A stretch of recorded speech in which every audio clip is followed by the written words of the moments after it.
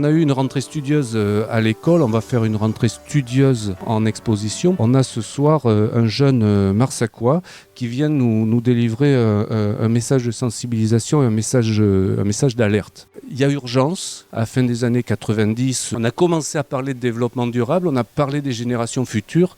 Sauf que les générations futures de 90, elle est là aujourd'hui, quoi. Et en train de nous dire, faut faire vite les gars parce que c'est parti. Ce que je souhaite, c'est qu'on ouvre des portes à des jeunes comme ça.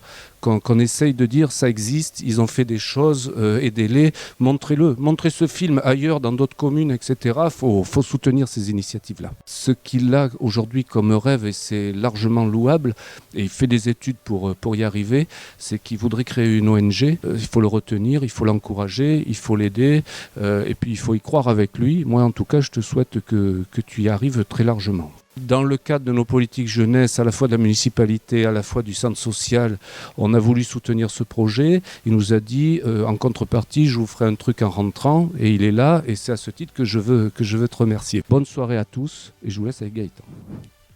Merci. Bonsoir, merci à tous d'être venus, ça me fait plaisir. Je vais faire une petite introduction, j'essaie d'être assez bref pour vous présenter le projet. Donc, c'est un voyage de 5 mois.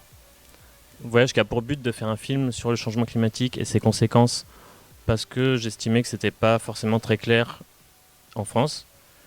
Donc, je suis allé dans ces pays-là. Donc, ça, c'est Panama. Je suis allé à Costa Rica aussi. Ça, tout le monde connaît. Ensuite, dans le Pacifique, Fidji, qui est relativement connu. Kiribati, beaucoup moins. C'est un tout petit pays. Le premier pays qui va disparaître sous la montée des eaux. Ensuite, Sri Lanka, Maldives, Kenya et Tanzanie. Donc l'idée, c'était de varier les pays, parce qu'on a des pays qui sont des petites îles, ça paraît assez évident pourquoi ils sont menacés. On a des pays comme Panama, Costa Rica, ou Kenya, Tanzanie, ça l'est moins, et il faut d'autant plus en parler. Donc ça m'a pris 5 mois. Maintenant, le film il est prêt. Donc j'ai quelques chiffres d'abord. Donc 5 mois, 9 pays, 1 an de travail, une vingtaine d'interviews, 11 000 € de budget et des centaines de rencontres.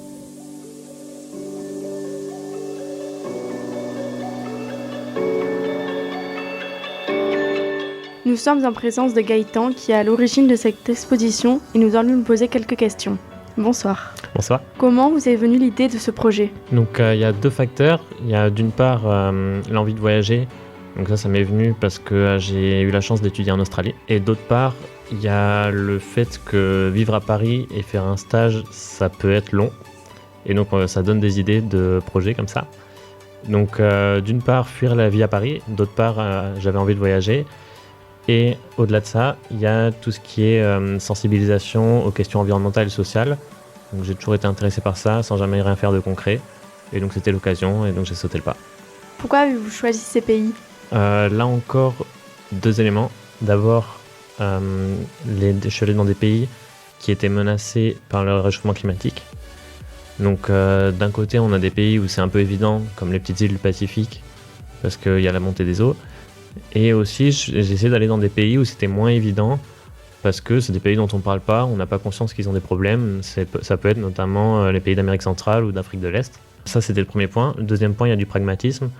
Quand on voyage tout seul, on a un petit sac. Et si on a un petit sac, il faut rester dans le même type d'environnement. Donc, je suis resté dans les pays chauds.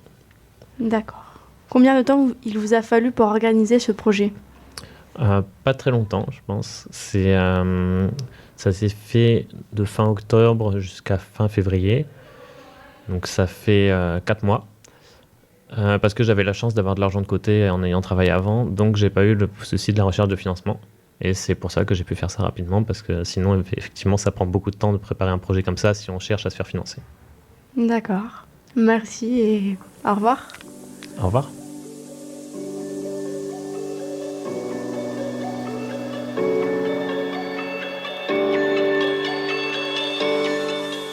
Nous sommes avec Kéliane qui assure la partie musicale du vernissage.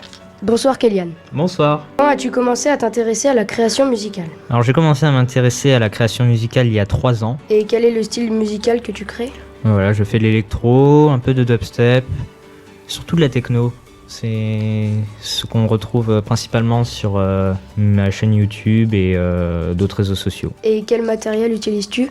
Alors j'utilise 2 ordinateurs et j'utilise une boîte sonore qu'on appelle Launchpad.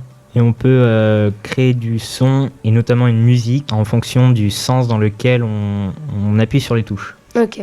Merci beaucoup et au revoir. Eh bien merci à vous.